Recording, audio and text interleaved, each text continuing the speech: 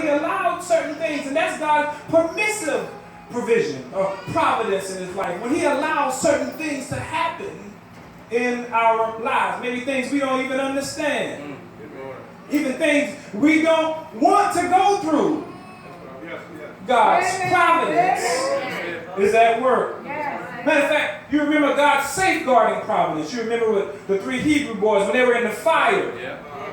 God kept them safe in the middle of the fire. Yes, he did. That's God's safeguarding providence in the life of his people.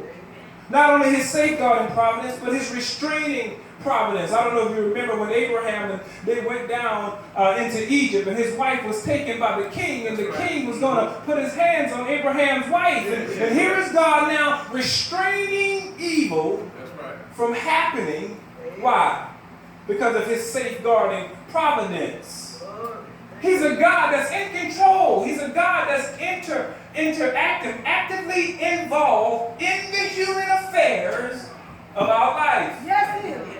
God's restraining providence. And then there's God limiting providence. Again, we talked about what Satan could not do to Job. And then there's God redirecting providence. You don't know if you remember when Joseph's brothers, they took him. And they weren't allowed, they took him and they meant for evil. But God did what? He redirected what they meant for evil for good. That's God redirecting things sometime in our life. Do you know there's things that God will allow in our lives sometime that he may redirect us? There's things that, again, we don't want to go through or we don't want to be a part of. But God providentially allows and do things. And I want you to know that understanding God's providence and his peace for our lives always brings us to meaning and purpose in life. Amen. It does. When we understand his providence and that he's in control. Now, again, when we take a look at the Apostle Paul today, we're going to see Paul living what you call a coram deo life. Coram deo, it's a Latin term. But he's living a coram deo life. In other words, he's living in the presence of God, under the authority of God, to the glory of God. And that's how we should live. Amen. We should live as we are in his presence. Yes. Under his authority, in everything for his glory. That's how, if you live life that way, you're going to find yourself, because what we're going to talk about with Paul, and I'm not going to be before you very long, but what we're going to talk about with Paul is his personal providence. Now God does. He has all these different providences that he has in his life. He has different cares, different ways that God provides his providence for our life. But what we're going to talk about is Paul's personal providence because of his coram deo living. That Paul said, my entire life, the word coram is the Latin term to be in the presence of a judge.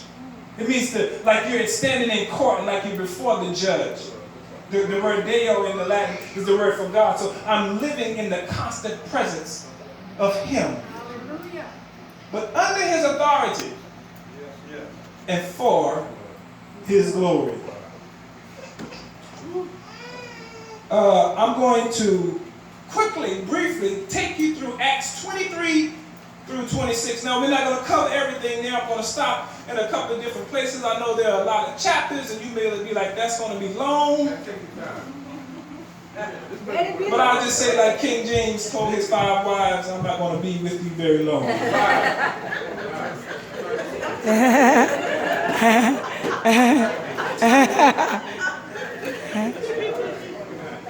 The Apostle Paul was persecuted, threatened in life, suffering for the gospel of Jesus Christ. Why? Because Paul had an encounter with the living God. He had an encounter with Christ. And I don't know if you remember, but there were 2 things that happened with Paul when Paul was going along. He was riding on his way to Damascus to persecute Christians. He was opposing Jesus. He was a modern day terrorist against the church. He was against Christ. And I love this about the Bible, because it tells us how God can touch and change anyone. I know sometimes we have our presuppositions about terrorists. Yes. How many of you today praying for ISIS? Praying that God change them, turn someone to the gospel.